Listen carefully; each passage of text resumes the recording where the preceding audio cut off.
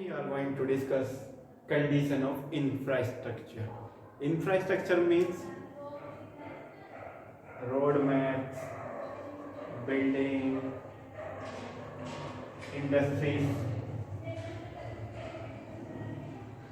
and other facilities.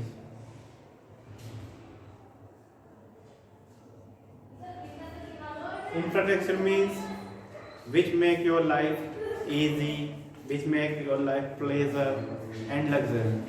So at the time of pre-independence or eve of independence, railway introduced by British government, and that this was the one of the most and the biggest contribution of British colonial government.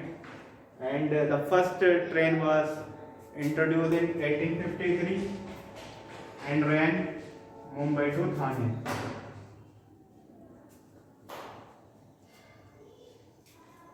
But British government used these facilities only for their self greed, self purpose, like making their market supplies, expand their market so that they can make widely control throughout the India. Now we are going to discuss the road map. So road was very limited at the time of independence.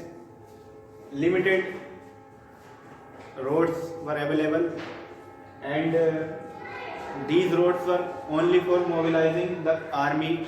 जो army British colonial government द्वारा रखी गई थी, जो administration को संभालती थी, उनका काम होता था उन सड़कों के थ्रू मार्चिंग करना, और साथ ही साथ वो सड़कें जो हैं यूज़ की जा रही थी मटेरियल सप्लाईज के लिए।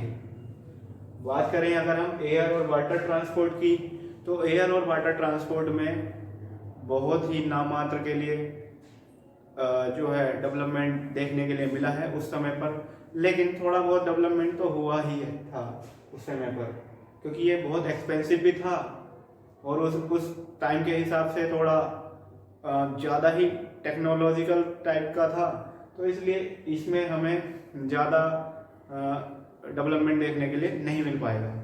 Now other point is communication. तो only the communication sources were that time post and telegrams. Post and telegrams ही उस समय पर जो थे ज़्यादा अच्छे और चीप सोर्सेज थे, क्योंकि अदर जैसे वायरलेस वगैरह जो थे उस समय पर वो टेक्नोलॉजी बहुत ही महंगी थी, और एक लॉ एंड ऑर्डर को चलाने के लिए अंग्रेज ब्रिटिश गवर्नमेंट जो थी पोस्ट एंड टेलीग्राम्स का ही यूज़ करती थी।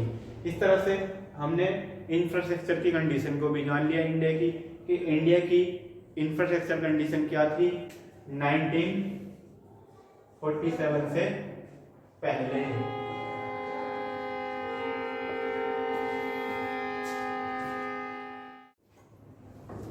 So now we are going to conclude this chapter, and we are going to conclude the conditions one by one very easily and very effectively. You know, one coin has two sides. One side is head and one side is tail. So if someone is worthy for you, then someone will make you harm. जैसा कि हम सब जानते हैं कि British government बहुत बुरी थी। जैसे लोग मानते हैं कि ब्रिटिश गवर्नमेंट ने हमारे देश पर राज किया, उन्होंने हमें लूटा, हमको गुलाम बनाया, लेकिन एक सिक्के के दो पहलू होने के नाते ब्रिटिश गवर्नमेंट की आज पॉजिटिव साइड भी हम देखने चाहिए हमें, जिससे हमें पता चले कि ब्रिटिश गवर्नमेंट ने हमें लूटने के बदले क्या दिया। तो जैसा कि positive contribution of British rule में आज हम बात करने जा रहे हैं कि जब ब्रिटिश गवर्नमेंट रही तो उन्होंने हमको क्या क्या दिया। सबसे पहले तो इंट्रोडक्शन ऑफ रेलवेज।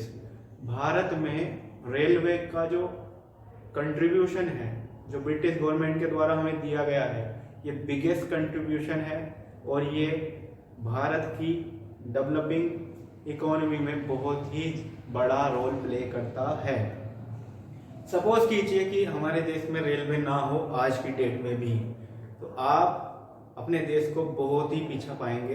एक ऐसे देश से अपने देश की कल्पना कीजिए जिस देश में आज भी रेलवे ना हो, तो सोच के देखिए हमारा देश किस जगह पर होगा। कमर्शियलाइजेशन ऑफ एग्रीकल्चर, अंग्रेजों ने हमारे देश की एग्रीकल्चर को कमर्शलाइज किया, जिससे किसानों को वेटेज मिला, किसानों को उनके जो प्रोडक्ट का फेयर प्राइस मिला, जिसमें आप सब देख ही पा रहे हैं एमएसपी जैसा एक इम्पोर्टेंट पहलू है, मिनिमम सपोर्ट प्राइस, इन सब चीजों को उन्होंने रखा। मॉनेटरी सिस्टम ऑफ एक्सचेंज, यानी कि हर चीज को उन्होंने मनी में तोलना यानी मनी में वैल्यूड करना शुरू किया। Before that we exchange our product by barter system, इससे पहले हम बार्टर सिस्टम का प्रयोग करते थे, जिसमें किसी भी चीज की वैल्यू को जान पाना बहुत ही हार्ड था। बार्टर सिस्टम में क्या होता था, हम एक वस्तु के बदले दूसरी वस्तु यानी एक चीज के बदले दूसरी चीज को ले देते और देते थे। लेकिन उन्होंने मॉनेटरी सिस्टम लाया, मनी को यूनिवर्सल बनाया और उससे हमने किसी भी ट्रांजैक्शन के लिए उसको यूनिवर्सल दिया। बाद में हम बात करें कि उन्होंने एडमिनिस्ट्रेटिव एक सिस्टम दिया, उन्होंने हमें सिखाया कि एक सिस्टम को कैसे चलाते हैं, एक सिस्टम को कैसे इफेक्टिव बनाया जा सकता है, यानी कि एक अच्छा एडमिनिस्ट्रेटिव सिस्टम होना क्यों जरूरी है। यानी कि आप कह सकते हैं कि अगर एक और ब्रिटिश गवर्नमेंट ने हमें लूटा, हमें सताया या हमें गुलाम बनाया और हमारे देश पर अत्याचार किए हैं, तो दूसरी ही और we can say British government give us something good. मतलब हम इतना तो कह ही सकते हैं कि अंग्रेज सरकार ने हमें थोड़ा बहुत तो अच्छा दिया ही है।